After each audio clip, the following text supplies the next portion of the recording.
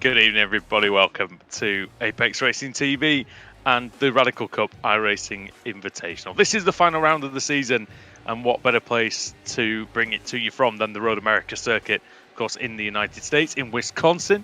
Andrew Woodhouse alongside Tom Drewer with Scott Newton on the cameras. And Tom, Road America, it's one of those circuits that we always love coming to here on the channel because it will test every single aspect of your car. Absolutely. Road America with a huge history in motorsport in North America. One of the original circuits on the continent. A lot of famous races have taken place, and hopefully this one will go down in history as well. A championship on the line today, and as it would be, I think it's only Mark Tranter who's got the opportunity to take that top spot in the points away from Zachary Woolen, and Tranter having a pretty miserable qualifying session at the moment. Yeah, so Woolen is on 132 points, but he's not here today. Anderson is on 96 points, but it doesn't look like he's here today. So Mark Tranter on 96 points, with 40 points available for the win, is the only person, as Tom said, that can take the title away from Woolen. But it's going to be a tall order for Tranter because at the moment, well, he's down in 13th place, and that's not where anybody wants to be. 25 drivers in the session, and so he's slap bang in the middle, Tom, and he's going to have to pull off something really spectacular if he wants those 40 points. Absolutely. There's only minutes remaining as well, so what can he do? That's the question. We're looking at Tom Mills at the moment, obviously the winner from last week, and Mills, quite a fierce competitor. Some of the message boards have been saying, but he said that he didn't make any touches last week. I guess everyone's got a different opinion on that, but he did come away with a win in the end, and looking pretty racy here again. 5th fastest at the moment. The Canadian, though, Alex Ellis, he's done an astounding time, a 1:59.4 to be on provisional pole. Yeah, that's a brilliant lap from Ellis, really showing his quality. Mackay Stevens in second as well. Paul Crabb in third, Dan Webster in fourth. Those four actually well clear of everyone else. 7/10 between 4th place Webster and 5th place Mills. Here is Mills then, who won last time out. And let's see what he can do. 2 minutes, 0.6. So he doesn't improve at all. There's Mills. Here's Marcus Zunker. He's down in 20th place. What can he do? And he doesn't improve either. So not a lot of improvement at the end of the session, seems. And so it means that maybe the track conditions not ideal. Jan Sotelo, we're looking at him there. Damage to the rear of the car, which isn't going to be helping, and that won't help either. And there's just a bit of more damage he's collected there, Tom, coming out of the last corner. Yes, an easy thing to do sometimes, to get on the outside curb and just hook it back onto the inside of the circuit and into the wall. But a little bit of using all the track there from the shell car, and we'll see how these times sort of flush out as we're actually under checkered flag conditions. So everyone that's finishing a lap now will still have this lap count. Yeah, Canadian Keith Carter came across. He didn't improve. 2 Keith Carters in the race as well, for those at home who just tuning in for the first time. We've yet to see, Tom, the Keith Carter off, have we, in this series? So we might get it. Hopefully we'll get it in this one. I've been waiting for those two to do battle on the track all day, all series long. Not sure how we call that, mate. My money's on Keith. So it's interesting. You mentioned before about the track conditions. It's actually, in terms of the time that we've set up for this event, it is live. So the track conditions generated by iRacing are live for today in terms of the time. So as the day warms up here, it'll be warming up in the virtual world as well. And you know what? That'll be what's causing the lack of improvement. And it's slightly warmer. not quite the grip that there was maybe at the start of the session. I just wanted to come to you though quickly before we come to the start. We've had 6 races in this Radical Cup iRacing Invitational, and what has it meant for you as someone who works for the company, and also, are you proud of what we've put together? Are you happy to see what the future of Radical Sports Cars will be? Well, I'm just amazed at the uptake, to be honest. When we started this, we weren't sure whether we'd get sort of 10 drivers involved or what. And the response from the Radical community, drivers from all around the world, be it London, Europe, we've seen, the Canadian flag, the Australian flag, Jamaican flag, you name it, on this grid. And it's just been fantastic to see Radical's Race the World concept come to life, albeit virtually. We've often had drivers from the UK come and compete in America, or the Americans go over and compete in England, and we've seen others go to Bathurst or some of these other iconic circuits that Radical race in. So it's just fantastic to see this actually come to fruition, and have all of these nationalities competing, because it is the best of Radical races from around the world. And of course, some of the best races from the iRacing platform. And that's also been really exciting to see drivers that have only, if you like, been involved with the brand from a virtual perspective, actually get to participate against real world drivers. And my God, are the iRacers good? Yeah, and it's been great to see them sort of mingling together in 2 groups. We're going to go down to the grid though now, as here it is on the screen, and Alex Ellis takes pole position, and he's putting the marker down for the last round of the season. Mackay Stevens in second, ahead of Paul Crabb. Then it's Dan Webster, and then 0.7 of a second gap back to reigning race winner Tom Mills. Christian Budu Singh is in 6th place, with Cyril Stanke 7th and Joshua Peacock 8th. 9th for Horatio Brown, and then Keith Carter, the Canadian one, in 10th. Dave Tweedley in 11th, and Darrell Taylor is 12th. 13th, Mark Tranter, then he's charged to the championship. Well, it's going to have to come from a long way backward, but we're interested to see if he can indeed get something going from that position on the grid. 14th is Paul Clark, Chris Short in 15th, and then American Keith Carter in 16th, Michael Anzaldi in 17th, and Jan Sotelo in 18th.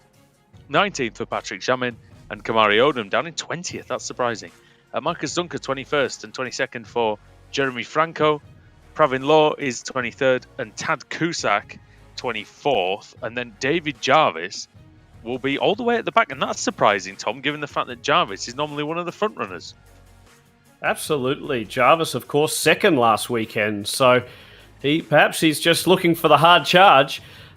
Interesting to note, a couple of these drivers, Mike Anzaldi, Tad Cusack, and some others racing next weekend. Dave Tweedley will be at the front of this V8 field next weekend for the real world race, our first event of 2020 in the Blue Marble Radical Cup North America Series, as the cars get underway here for what will be a long pace lap under the safety car, so a full lap of this circuit. And I guess we're going to have some time to kill here, but that's good. Every time we come here, it's always the spectre of the full pace lap hanging over us. So we mentioned that yes, next weekend we'll be doing this in real life, and it's exciting to have the racing go back live around the world. Of course, so many of our competitors, albeit in England or America or all across the world, just itching to get back behind the wheel. And to go back to your earlier question, I think that's what's been so fantastic about this series, is it has given drivers an outlet and an opportunity to sort of brush off the cobwebs a bit and get that competitive juices flowing. And we've certainly seen some fantastic racing. I mean, I think of the caliber of racing over the last few weeks. Those fantastic battles, some mishaps, of course, and some commotion. But that's what racing's all about, isn't it? There's always mishaps in racing, isn't it? It doesn't matter whether it's virtual, whether it's real world. horse racing, anything. There's always things that go wrong. But that's the thing. I think what's been frustrating, I imagine, for the drivers in 2020 so far is I think most people in life are quite content if something they're going to do gets cancelled and they know it's not going to happen. Then I think people can cope with that. I think, Tom, it's kind of the delay, isn't it? It's a bit like the purgatory of not really knowing when you're going to go racing again. And that's the thing for these guys. At one bit they didn't know whether it was going to be 2 weeks or 2 months, and that's the real issue, isn't it? And there, by the way, is the no longer there sausage bridge, which is not no longer with us. Yeah, I don't know what we're going to do. We still are having some hospitality for the teams, albeit under social distancing circumstances next week. But I don't know what we'll be eating. It's an amazing corner, the carousel here at Road America. For those that want to know what it's like driving in a real car, you're gritting your teeth the whole time and trying to push the pedal down, of course, as you're coming through the corner, putting more and more lock into the car, you're scrubbing speed. But my God, it doesn't really feel like you can put any more power down. And then, of course, you come out pulling gears and through the famous kink here. Big accidents throughout the years. There's tyre marks on the inside of the wall leading down from outside of the kink. And, just a reminder to all the drivers that if they push too hard and drop a wheel to the outside, it's game over big time. And then a big braking mark, a moment down into turn 12, the Canada corner. And, that should provide some exciting action. This corner, these last couple of corners here, they're fast and flowing in the V8s. Awesome stuff. We will see next weekend, as we'll see here today, guys just gritting their teeth again, trying to be flat through here.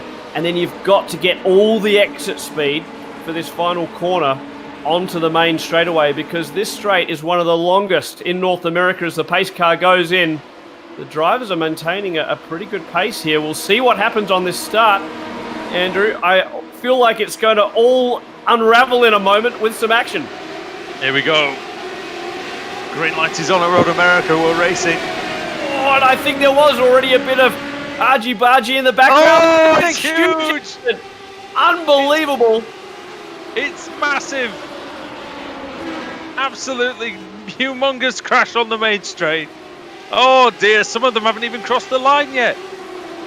So this is going to be a tale of two races, I think. There's the race that's happening right now. It's Joshua Peacock. Oh, and it's all kicking off again. Tom, sorry, but turn 2 has claimed about another half dozen.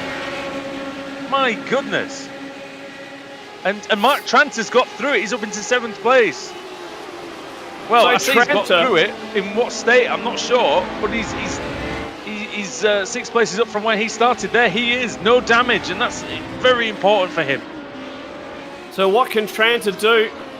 The field has been cleaned out, if you like. Tranter, has he got a little bit of damage on the rear of the car? But what can he do from this? Alex Ellis. Well, it's 6th place, isn't it, basically, for Tranter, because we've got the car at the top.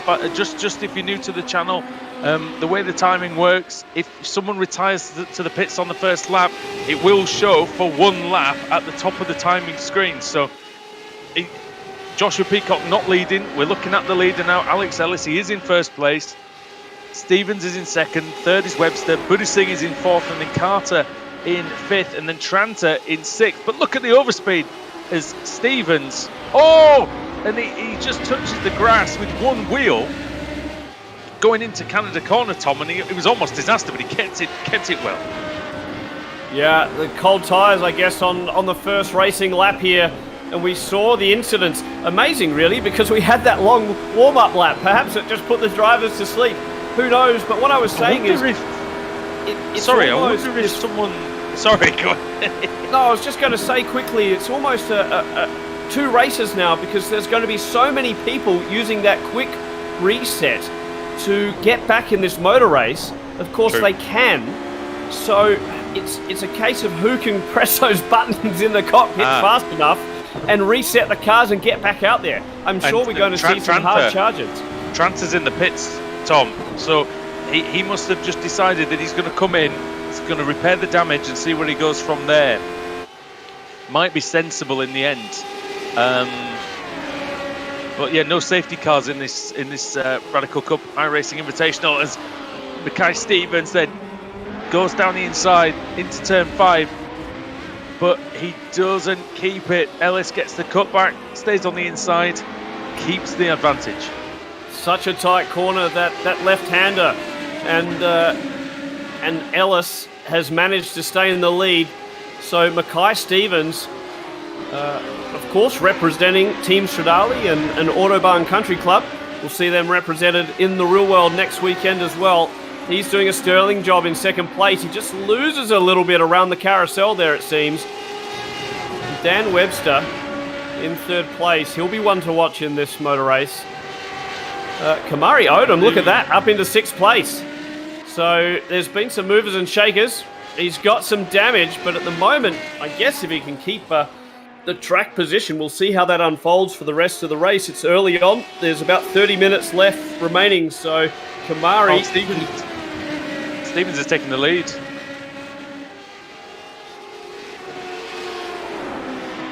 And look at that. Dave Tweedley, the 65, also with heavy damage on the rear of the car. He's one of our real-world competitors. If you want an amazing video, watch his tyre blowout from last year at Road America into Turn 1. A huge moment at the end of the main straight. Just a freak thing. Must have picked up some debris on the circuit. Sorry to butt in, Tom, but Ellis is in trouble. He's lost the lead. He's lost second place now to Dan Webster. So what has happened, Andrew? The car looks fine, doesn't it? We'll see on the replay. Might just be legitimate overtakes. We know that this car does promote some great slipstreaming and some terrific overtaking. Oh, there's very nearly disaster, but Stevens, great move, lovely judgment, hard on the brakes, and really gave Ellis no choice but to concede that one. And then I wonder if Webster, we're going to follow this one, I imagine Webster just gets a nice run up the main straight. Yeah, look at this.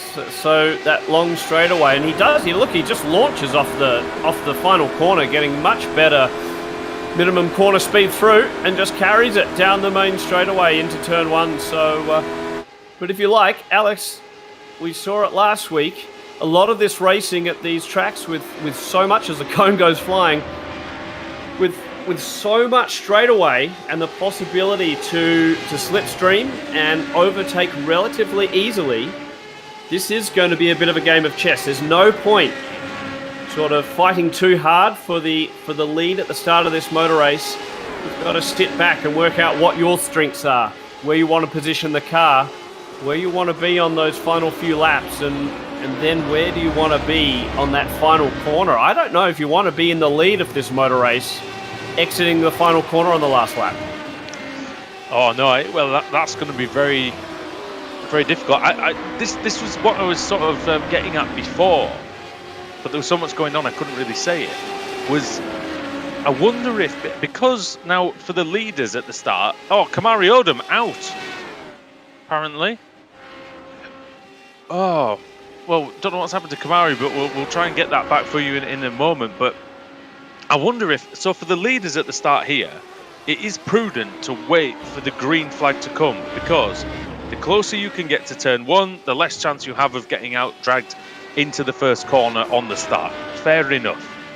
But I wonder, Tom, if some people at the back or in the middle got a little bit eager, tried to get a jump maybe before the green flag, and it might have caused some of that nonsense that I wonder, Scott, if we can get a replay of the start potentially, and see if we can maybe even figure out, Tom, what caused all that nonsense.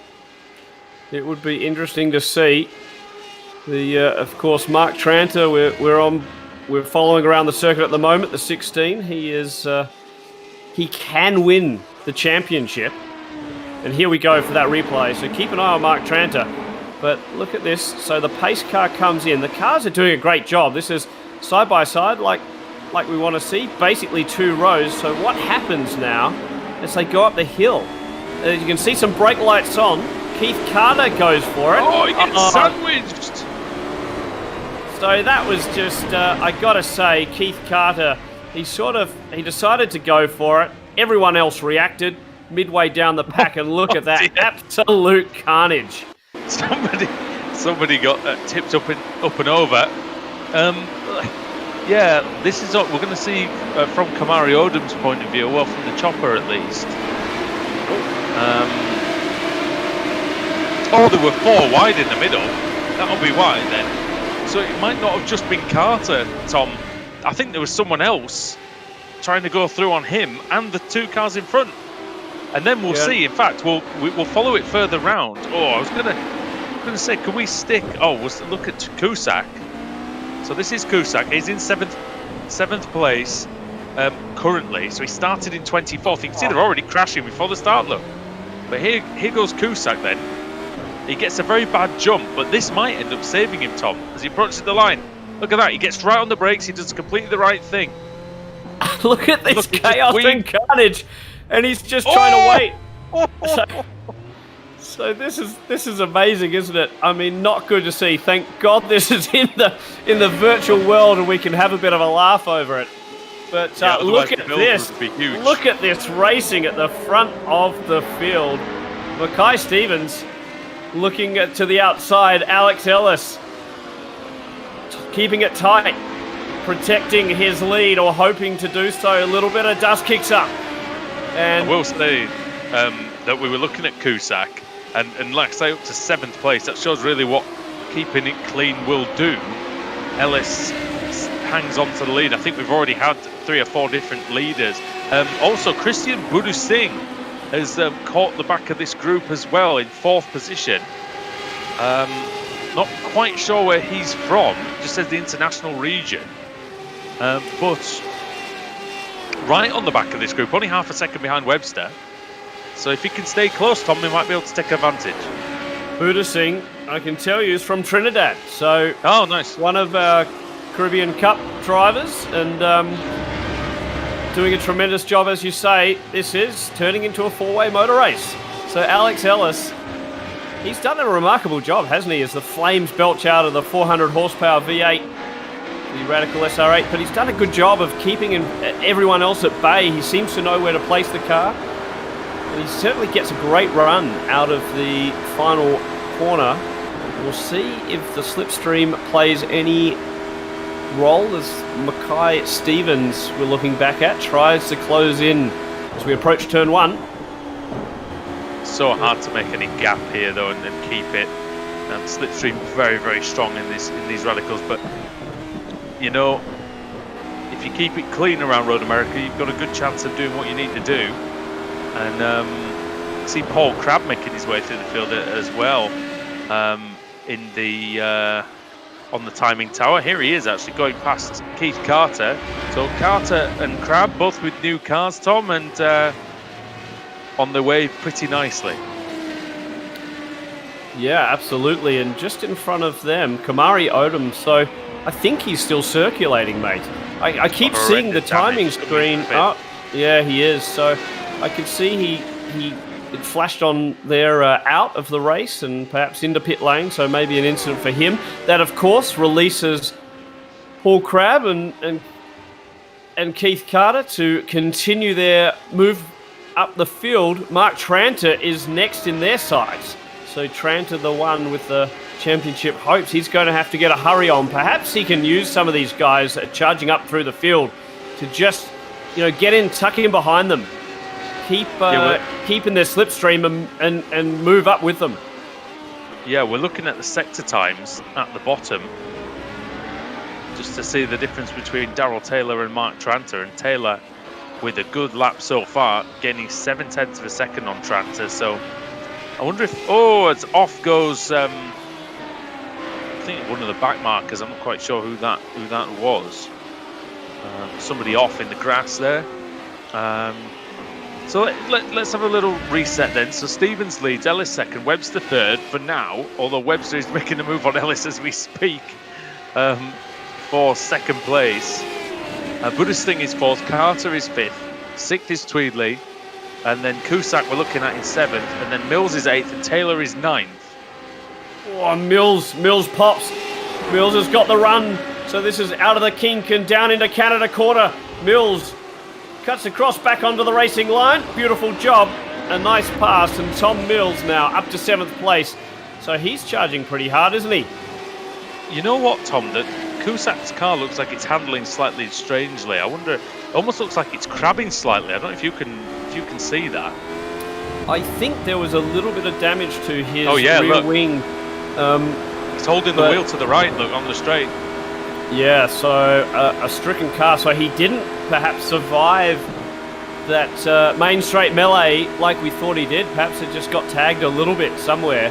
But he's doing a great job. I mean, he's decided to stick out there. Look at that. He hasn't had any stops. And he was one of the last.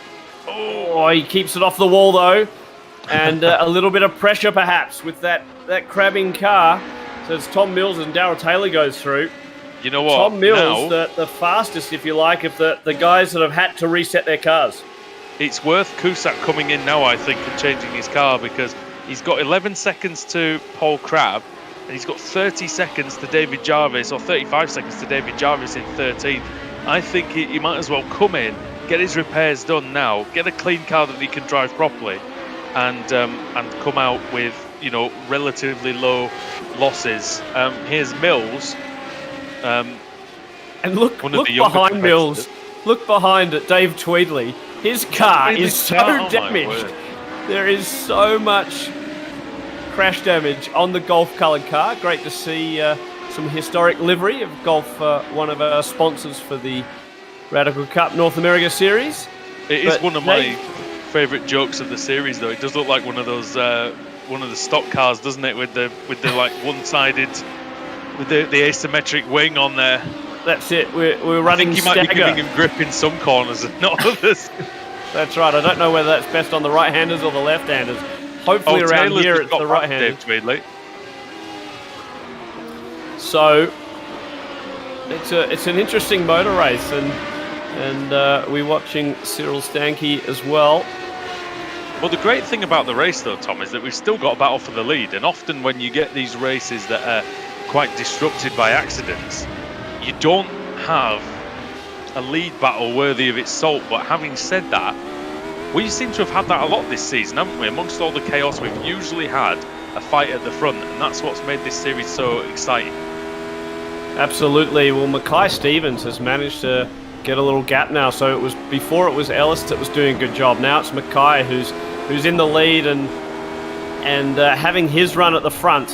Interestingly enough, we mentioned Buddha Singh before doing a sterling job to get up to this pack. Oh, crash! Webster. So that was Webster. He's in the wall. He's stuck in the wall. So a huge accident for Dan Webster. So what has happened here? Did he get a touch? We're on board now. I think he's lost the rear in the middle of the carousel. Oh, he's got to hit the grass, Tom. Oh, he does. He catches the grass. Oh, that's disaster. A massive accident. He's tasting that tyre wall. And you know, it's so easy to do. That corner is... you'll actually see that the sports car, the GT guys, will actually try and hook their right wheel in on the inside of that curb and almost use it. They cut down tyres sometimes and damage wheels.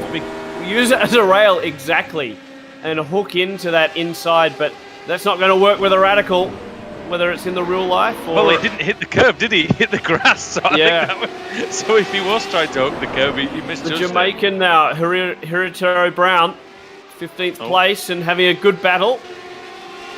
So Chris Short in the car 11 in 14th, just in front of him. So this is another good one. A little battle for some of these guys that were involved in incidents. So we've got 7 drivers who haven't made a pit stop in the top 10. That is Stevens, Ellis, Buddha Carter, Taylor, Tweedley, Cusack. To be honest, Tweedley and Cusack should pit because they're running around in 2 minutes 6 when the leaders are doing 2 minutes 1. Crabb's been in, Carter hasn't. Yeah, I've never seen. I don't think there's been a race I've commentated on in a long time with such discrepancy of times. As Short goes off, and then as there was some connection issues, I think he might have been collected by Brown. But I think even if he was, we wouldn't know it because we couldn't see it. It's an interesting one, isn't it? But Brown's got damage, so there was definitely a touch there, and Brown now limping down the straightaway. I think he's into pit lane, so that's disaster for him. This is his first stop, though, so he will get the fast repair this time and get back out on the track. So it's not an utter disaster for Brown. It's just not what he wanted, ideally. So this reminds me a little bit of a wet race. Of course, it's not raining here, but it's that similar thing of, do you remain out on the tyre, even if it's slower, or do you come in and change the tyre that the front runners are running? And that's what it's kind of like for someone like Dave Tweedley. And he's running inside the top 10. Of course, he's got a horrible car. It's not set up for the conditions out there. But what does he do? Does he just try and stick it out? The problem that Tweedley's got, Oh dear, there goes Paul Crabs. And Paul Crabs got caught out by the car in front. Tad Kuzak has had a moment all by himself, and Crab just nowhere to go, gets collected. We'll watch the replay here. So on board with Tad Kuzak. And now we're on board with Crab, so we'll see what happens. Kuzak, that's down into turn 5. He just runs wide, gets over the bumps of the curb, and both of them into the wall. And it reminds me of a moment that Indial Miller had in the 1500s last year here at Road America. We're looking forward to seeing him. Just slightly wide for Cusack. David Jarvis started at the back, and he was involved in the first lap mayhem, but he's got a clean car now, and he's lapping quite well. He's about a second slower than the leaders, but to be honest, Tom, as you were saying about the wet race and the discrepancies in times, he's still 3 seconds quicker than the car in front of him, which is Mark Tranter. So Tranter, uncharacteristically struggling out there, really is. Like, those times aren't really what he's used to. He's used to putting together. He's usually a top driver in the series. Dan Webster's come back out and has actually set his fastest lap of the race, I think, after he's had a reset. Well, Jarvis, of course, second last week. He is a strong driver behind the wheel of the SR8 on iRacing. And we'll see how far he can get up through the field. Just inside the top 10, up 15 places. You know what? Can we get a look at Webster's car after we see this replay? Because I wonder, actually, Tom, if Webster managed to get it out of the wall, because I'm not sure he's been in the pits yet. It says 0 stops on our timing screen for Dan Webster. So I wonder if he actually got it out of the wall. So I mean, he lost 4 minutes doing it, but... The replay of Cyril Stanke that we're watching at the moment just showed Crab slow on the side of the track. So here's Dan Webster. Car looks fine. 1-1-1. Yeah. Oh! So he has been in the pits. So that was Dan Webster, the replay of him going into the wall.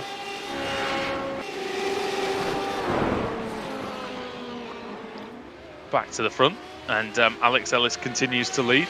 It's been a really nice drive from Ellis so far, Tom, hasn't it? It's been pretty classy from the Canadian. Ellis representing Radical Canada East. Robert Burgess looks after that dealership, and we're waiting for the borders to open between America and Canada so that his drivers can come down and compete in the North American Championship. It's a real shame they won't be at Road America next weekend, but they're out at the track this weekend. So a lot of his competitors finally out at the track and running around in the real world. It's just so lovely to hear that. Sorry. No, go ahead, Andrew. I was going to say, how do you think that this race meeting and being able to do the practice for a few hours on the sim this week will help people when we finally go back racing the Blue Marble Cocktails Radical Cup? I think it will be a huge help. I mean, we've mentioned a few of the drivers that are competing next weekend. Dave Tweedley being one of them. He's a front runner. Being on the sim, it gets your eye in the game. You know, It gives you the corners, perhaps the braking markers, and the way the car feels is a little bit different. But that is something that's getting closer all the time. Last week we mentioned that Radical had just launched the brand new SR3 XX.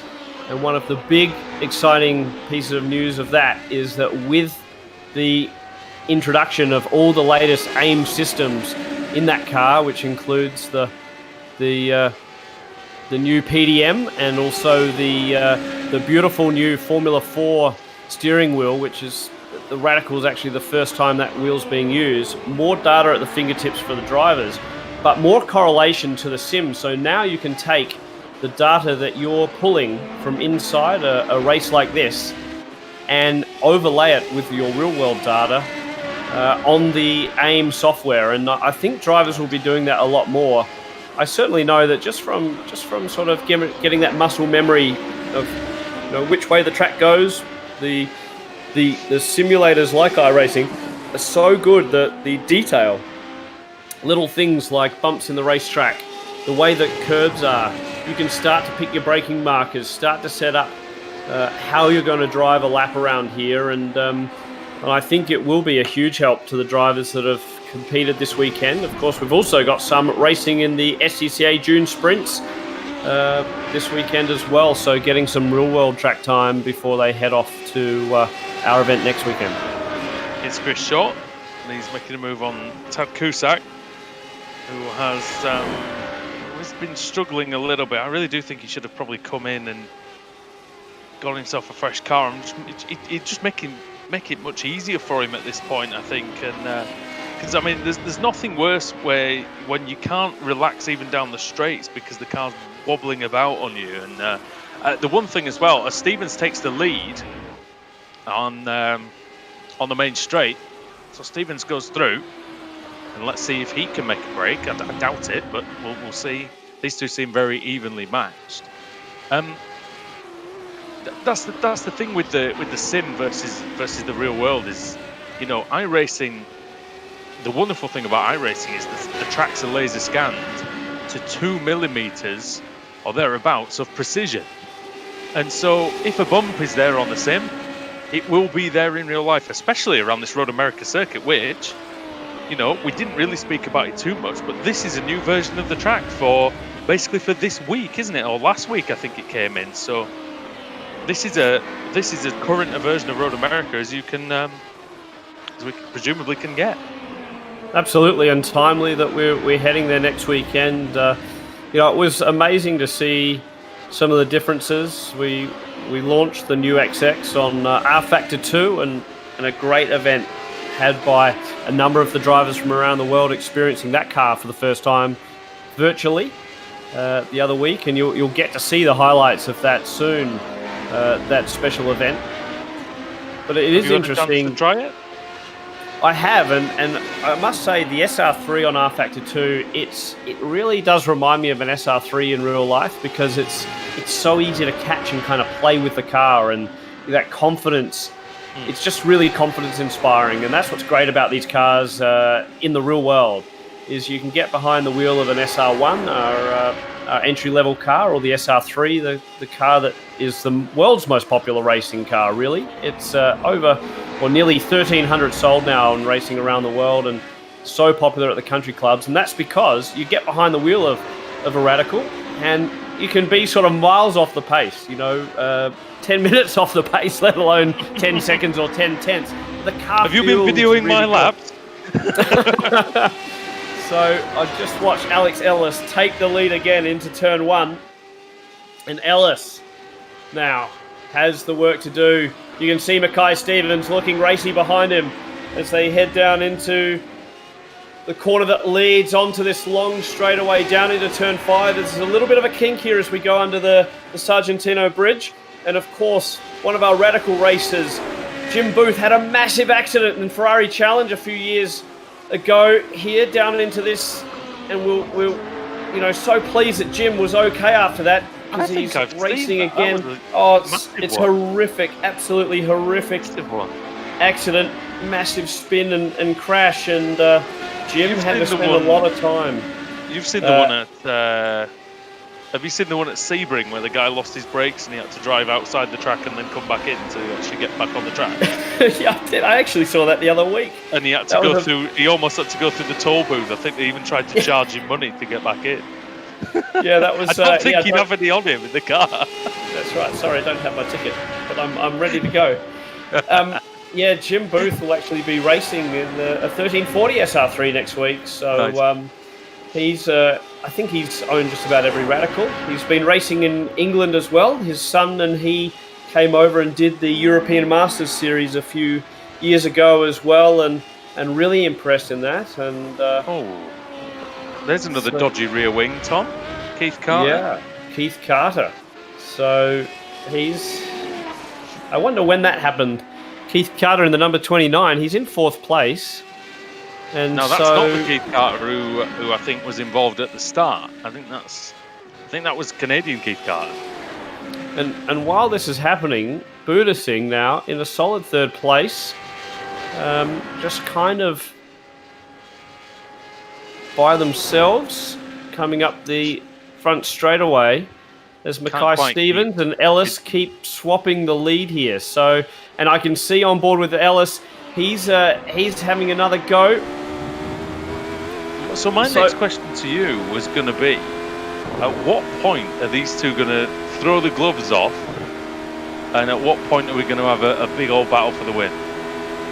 I sort of tend to think they already are, mate. I think that they're already vying for this pretty hard. It's down into turn 5, side by side. That's classy stuff. Beautiful stuff by Alex Ellis. How does he keep it? In the lead, just around the outside. And look at that. Just shuts the door. So Ellis saying, come on, Mackay. What can you do? I'm going to commit to the corner. That was beautiful. That was Formula One stuff. You know, just imagine someone like Hamilton just saying, come on, are you going to commit up the inside? Because I've on my racing line. I'm sticking with it. And just great stuff. So Ellis now around the carousel. And down into that kink. Well, I've got 2 Australians in the commentary box with me, so I'd say that was a fair dinkum move, wouldn't it be? Absolutely. That was absolutely. Beautiful. It was and beautiful. There's some traffic now, which, as we know from Canadian Tire, traffic doesn't always make things better, so we'll see what happens. No, and it was Ellis that got caught up in that as well, so Ellis just has to be patient. Just has to be patient. You don't want to get mixed up in this. Well, and he does make it around the outside, so that was good. I think hopefully we'll see Mackay Stevens. Where's Stevens gone? I don't know, mate. I think he's... Has he disappeared or did he crash? I didn't see... Oh! So what has happened to Stevens? It says he's out on the timing. Hopefully we can get a replay of that. So did somehow, I think Stevens got caught up in this... in the back marker. Like surely not. But I must admit, I glanced away for a second, but I don't know. Here we go. Here's the replay, Tom. So what happens? So Ellis does a good job around the outside. Mackay Stevens just disappears. Oh, connection issues. Ah, such a shame. That's such a shame. Oh, he's back. But he's devastating. Oh no, he's not. He's not back. I thought he was back. But yeah, he's just dropping down and down the order. He looks like he's had a disconnection. That is unbelievably terrible look for Mackay Stevens. Alex Ellis then, Tommy's got 3.5 minutes, 2 laps to take the 40 points. Unfortunately for him, it's not going to give him a title, but 40 points for him would put him most likely to 2nd place overall. That's what I was just looking at too. It's going to be tight, isn't it? Because Tranter's going to get a few points for 9th place, but Ellis, I must say that... 8th place now, because he's just gone ahead of Stevens. So Tranter's slowly moving up. You know, it's one of those things, isn't it? As we see a car on the side of the track from... I was just watching the onboard from Ellis, and Ellis just has to be so careful now. So who was that? Patrick Jarman into the wall there. And Ellis missed him. But Jarman just had a moment all by himself. and doesn't have a car that looks completely wonderful and gets a little bit of grass on the outside and just runs wide. It was a nice slide, but straight into the gravel trap, and then just has to wait to get back on circuit. Ellis just has to be so calm and collected as we now look at Dan Webster. That's like how Bob Marley likes his donuts. We're jamming. There you go. Don't say we don't give the quality content on this on these broadcasts. Kamari Odom has made a place, but his car was in all sorts of state. Dave Tweedley, I hope when Dave Tweedley comes to this circuit next week that his car's in better shape than that, Tom, because I wouldn't fancy him to drive that one around fast. That's somehow got worse, I think, since we last saw it. Yeah, I don't know how. But you're right. I mean, it just looks like a horrible thing. Dave Tweedley has run radicals for many, many years. He can probably drive a radical SR8 in his sleep, I think, and that's probably the experience in the real world that's just making him deal with whatever he's got inside the cockpit at the moment. And as I said, he had a massive moment when a tyre got cut down last year, and he's had a bit of a moment now into Canada corner, but he keeps it. I can't believe he hasn't pitted, Tom, because surely he's lost more time by not pitting in and getting a fresh car than he has by staying out. Surely he has. Surely, but he's still inside the top 10. So he is. You know, slow and steady. It may not win the race, but it will certainly get you a top 10, perhaps. I'm just looking down a quick word. Sorry, just a quick word about Mark Tranter. Actually, just as obviously it doesn't look like he's going to be able to take the title. He has had a good campaign, and ordinarily, I think if you gave me 13th place start on the grid and you told me I was going to finish 8th, I'd take that every time, I think. Well, absolutely, and Tranter has been really impressive in this series. I tell you, the other one, the young lad Tom Mills, who, you know, it was a little bit of sort of controversy last week as he took his maiden win, and certainly there was a bit of argy-bargy, a little bit of contact. Mills was quite adamant after the race that he didn't make the contact. A few other drivers dispute that claim, but I'm impressed that he's up to 4th place now as well. Commentators maybe as well. Yeah, well, we didn't give him the benefit of the doubt. Look, it's really hard, isn't it? You know, it's easy to be the armchair critic, and of course, you know the pressure that these guys are on. It's not just. I think for some of those that are watching at home, you sort of think, oh well, these guys are in there. You know, some of them are in their lounge rooms. They might be wearing their sleepwear. You know, they're just sort of at home with a cup of tea in hand and driving with the other. But it's not the case. This is as serious and as intense as any real motor race. The guys will be dripping sweat. They'll be stressing out. They're Alex Ellis. This is not easy for him. He's not in cruise control mode. He's trying to remain calm and keep hitting his marks. And how does he do that? It's not like he's got that car in front to chase down, or the little bit of pressure that from behind that sometimes makes it easier, believe it or not. You know, you've got someone, you're sort of in a rhythm. You're in the groove, and that all became disrupted when we had those guys bow out. So now Ellis just has to. Go ahead. Luckily for him, there's no one ahead of him as he approaches the final corner of the race, Tom. Well, that's it. So he's already weaving in celebration. And Alex Ellis, he's done a tremendous job.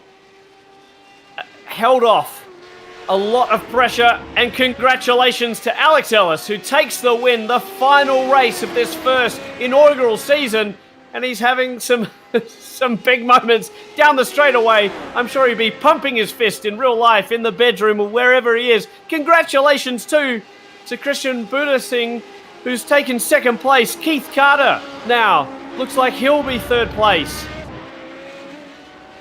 Yeah, and Carter, he started 16th. That's not going to stop him coming home and getting a little bit of the bubbly in 3rd. Carter, his car is a mess, but he's driven it well, still lapping fairly decently given the damage. And Keith Carter from Illinois comes home in Wisconsin and takes 3rd place. Tom Mills is going to take 4th position. The Brit and another Brit, Darrell Taylor, in P5.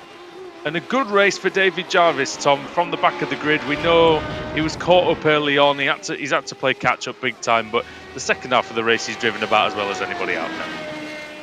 Absolutely, and just great to see so many nationalities represented inside the top 10. David Jarvis, 6th place, comes up the hill for the final time. It's such a big hill, this one. If you haven't been to Road America, it's you can't see over the crest. It's quite amazing because you're just pulling gears out of the final corner, and it just goes on forever. And you do sort of start to contemplate your terminal velocity as you go down into turn 1.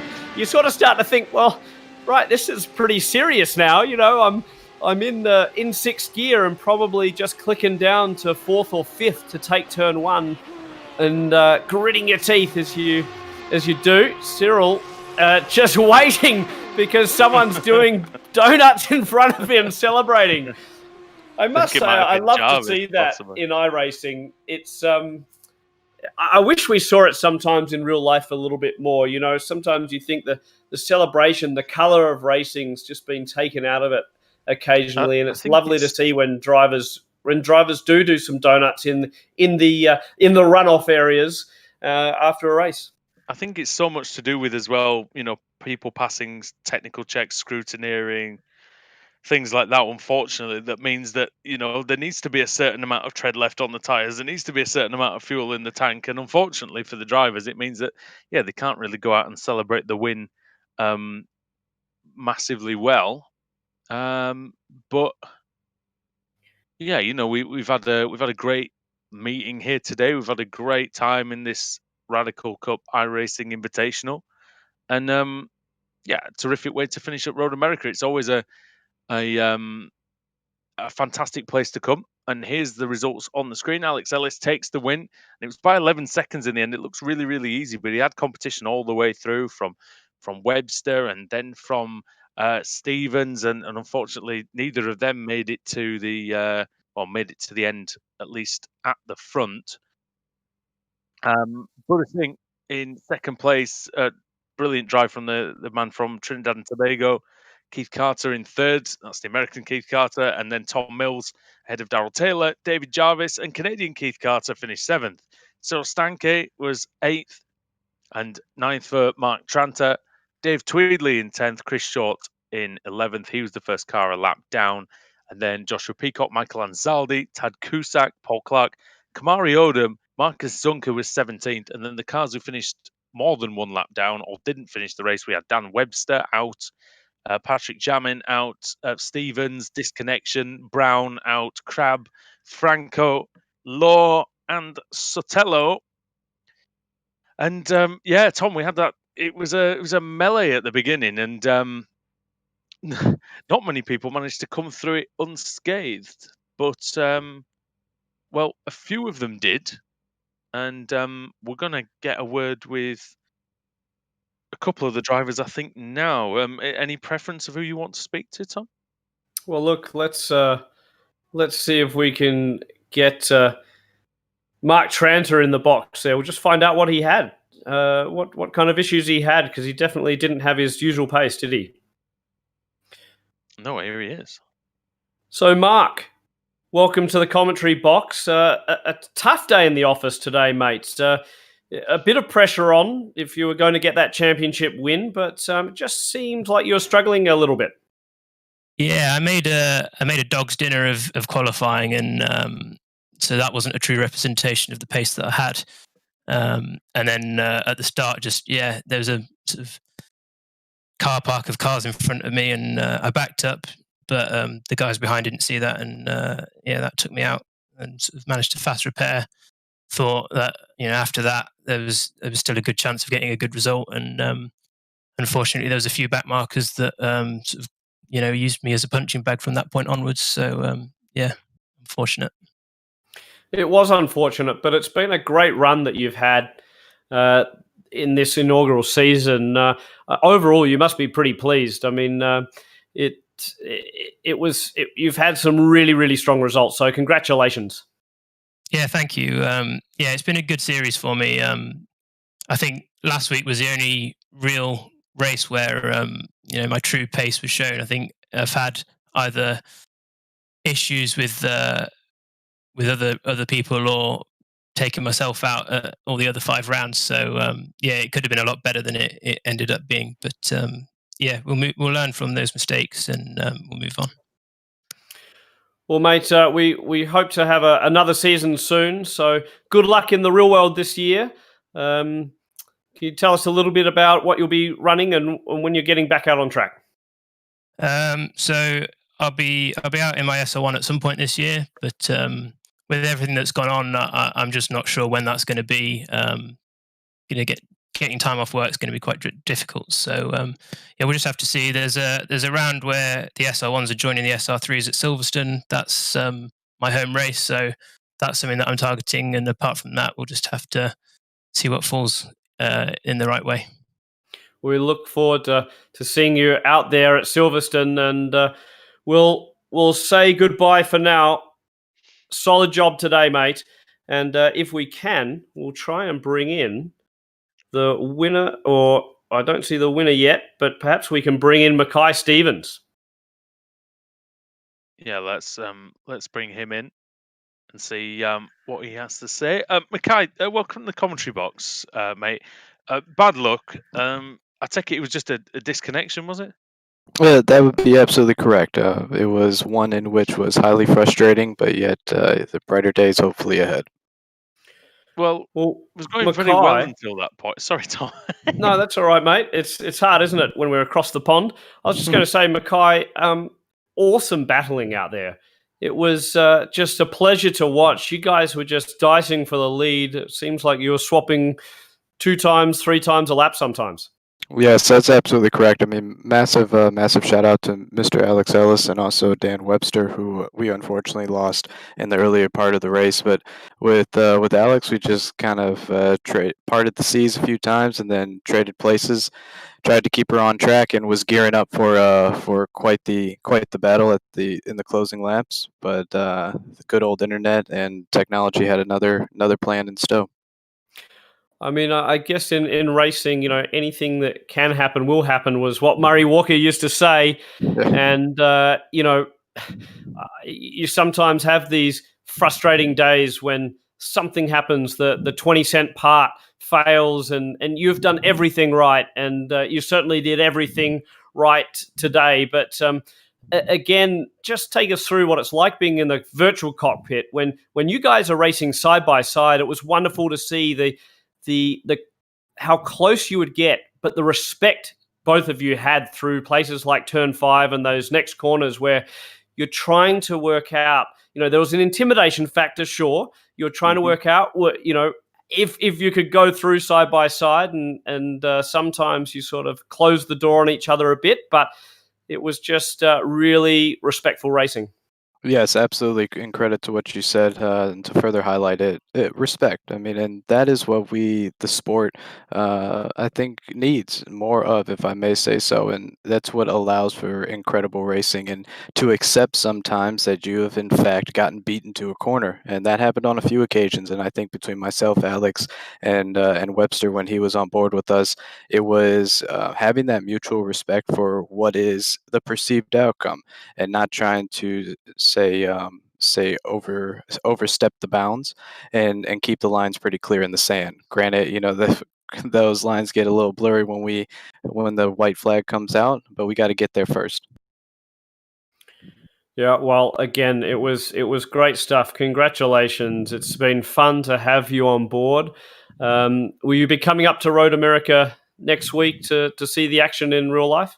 I will certainly be doing my best. I have one other prior commitment with an intercity youth motorsport program in which I mentor. But if we can get the good old Volkswagen going from Indianapolis to Wisconsin, I'll be sure to join you guys. Well, that program sounds like a fantastic one as well. Thanks for being a part of this series. I know that we'll be watching you in the real world as well. So good luck with all of that, and And hopefully we'll see you on the iRacing or the R Factor soon. Yes, absolutely. I want to thank yourselves, Blue Marble Radical, all the supporting staff in which have made this a seamless yet exceptionally enjoyable opportunity. So you guys all be well, and I'll catch you next time. Fantastic. Well, who have we got there as well? Perhaps we can see if we can get Kamari, possibly Kamari Odom in the commentary box, and we can have a chat about that start. Yeah, we can definitely do that. I want to grab a word with Keith Carter as well, if it's the right one. If he's the one that finished third, that's we want to talk to him before we go as well. I think we've got time for probably Kamari and then one more. All right. Well, Kamari, can you hear us? Yes, I can. So, Kamari, look, mate, it was a tough race at the start. So take us back to that start and that chaos that unfolded as you were heading up the main straight to take the green. Well, of course. Well, it was a really bad start. A lot of parked cars everywhere, trying to just stay away from the carnage, and I managed to move out of it. But once everybody hit my car, it was pretty much done after that. I just try to get the best finish as much as I can. It looked like you almost got away with it, but we couldn't quite tell if you received a little bit of damage off the start there. What's it like driving this thing with a little bit of damage? Because we've seen a few of the cars crab down the straightaways in the race today. Well, when you have wheel damage, it kind of it's almost like it messes up your wheel. So it really messes up your flow. Downforce is messed up, everything. So your whole flow, your laps are a lot longer. Speed is a lot slower. Everything is just skewed. Well, we're watching some super slow-mo on board with your car. It looks like a sprint car with stagger. The amount of angle on the wing and everything else. So, again, it was a hard day for a lot of you guys that got caught up in that start line incidents. But again, we thank you for being a part of this series, and hopefully we'll see you out at Atlanta Motorsport Park soon, perhaps, and back in the Primal Racing School cars. It's definitely the plan, and I just want to say thank you guys again for allowing me to be in the championship. Thank you to Radical. Thank you for everything in the championship. Thank you for all that you guys do to allow all of us the opportunity to actually race these cars in real life. And thank you to Blue Marble Cup, and hopefully I get to race with you guys at some point soon. Well, we'll certainly welcome you to the series if you get the opportunity, and we'd love to have you a part of it. So thanks, mate, and hopefully we'll see you at a racetrack soon. We've got a little bit of time left, so let's see if we can bring in Keith Carter.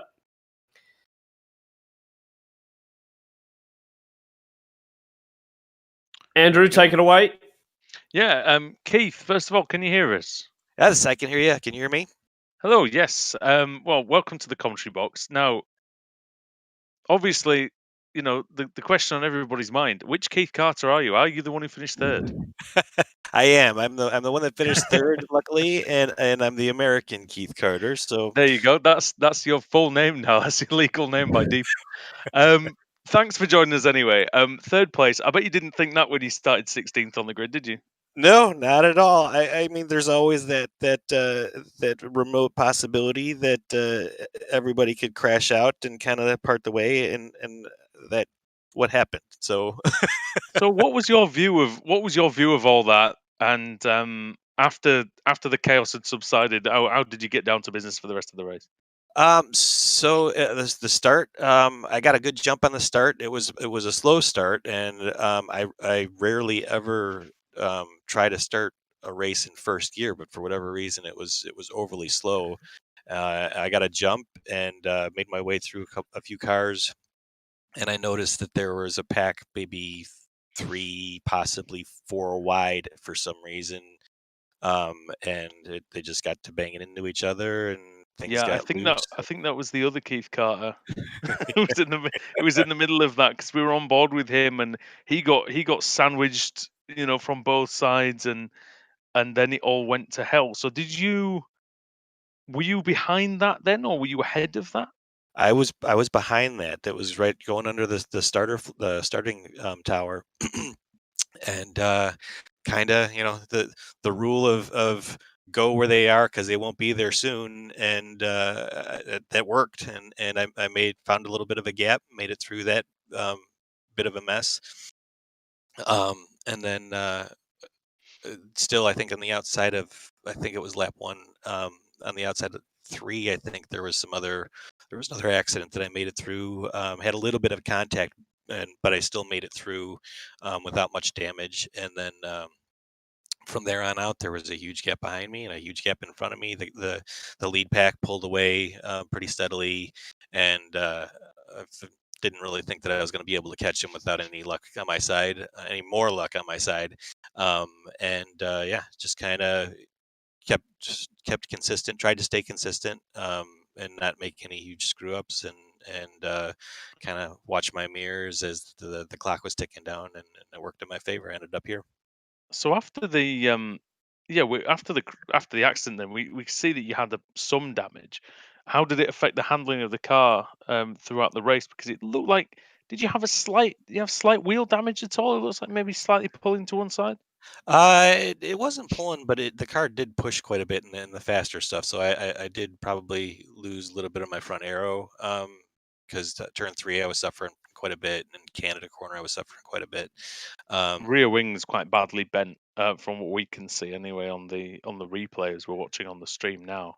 Oh, it didn't feel. I mean, it did feel a little bit slower. I didn't know for whatever reason, but it just tried to hang in there.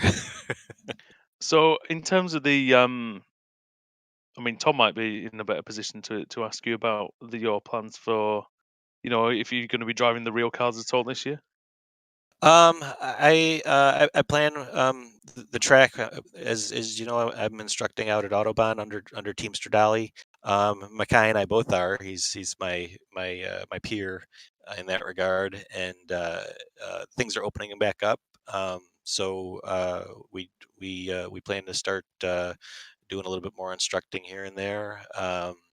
But yeah, normally this is actually June Sprints weekend in the States, so we would have been at Road America this weekend in real life. We haven't been racing much recently. So, but yeah, staying in the SR3s and doing some instructing under Stradale, it gives me the opportunity to get back on track and do some coaching. So. Well, Keith, Tom Drewer from Radical, just want to thank you for being a part of this series. And you mentioned all of the fact that you're involved, giving instruction with our dealers. And for those that are listening, you can get involved in real-world radical racing and get instruction from the likes of Keith Carter and Mackay Stevens, and their peers from different radical dealers. All of the radical dealers run demo cars and offer coaching services, a full plethora of racing services. So it's really easy to turn up with the helmet and get behind the wheel of a radical, and whether that's a track day or country club racing or the full-blown Radical Cup, SCCA as well, NASA, and of course in England the equivalent series as well. So it's pretty easy to get behind the wheel of a radical and start your motor racing career. But I guess, Andrew, we should probably wrap things up here, given that we've gone a few moments past. Indeed. We're happy to be going racing at Road America next weekend. That is the first round of the Blue Marble Radical Cup in North America. Of course, we're also going racing July 4th at Snetterton for the SR1 Cup. July 25 at Alton Park for the SR3 Radical Challenge. And racing opening up around the world. Guys out at the track in Canada as well that I know of. I know that everyone is itching to get back behind the wheel. So for those out there that are listening, we're looking forward to supporting your motorsport this year from all of us at the factory, for those guys that are building the cars, to the technical support that support the drivers from afar, and receive the data and work out any niggles or perhaps just give a performance tip. We thank you for being a part of this, the Radical family, and we look forward to seeing you at a track soon. Yeah, and from our point of view with Apex Racing TV, we've absolutely loved being in partnership with you guys, Radical Sports Cars. Tom, it's been a pleasure working with you, mate, over the past so many weeks, and hopefully it won't be the last time. Andrew, it's been a pleasure as well, and a big shout out to Scott Newton as well for bringing us all the action. Oh yeah. Look, from me, I'll sign off and leave you to it. But thank you once again. Thanks for watching the inaugural Radical Cup iRacing Invitational. Of course, get behind the wheel of the, legacy or historic SR8 here in iRacing. If you want to check out the brand new SR3 XX, download R Factor and you can try out the brand new car with the brand new AIM steering wheel and all the electronic goodies. And you can even download the data from both of those systems and test it out in the AIM software just as you would in a real Radical out there on the circuit. So thanks again. Thank you, Andrew, and thank you, Scott. And one thing from me before we go, which we didn't mention, Zachary Woolen is the overall champion of the series with 132 points and the one win along the way. So congratulations to him. And we do believe Alex Ellis has managed to just about get second, but I'm sure we'll confirm that for you on one of the Radical Facebook pages at some point. So thank you very much for everybody who's watched this series, and to Tom, to Scott, and to the drivers for making it what it was. We've enjoyed it. We hope you have too. And from all of us here at Apex Racing TV, this has been the Radical Cup iRacing Invitational. I've been Andrew Woodhouse, and it's good night.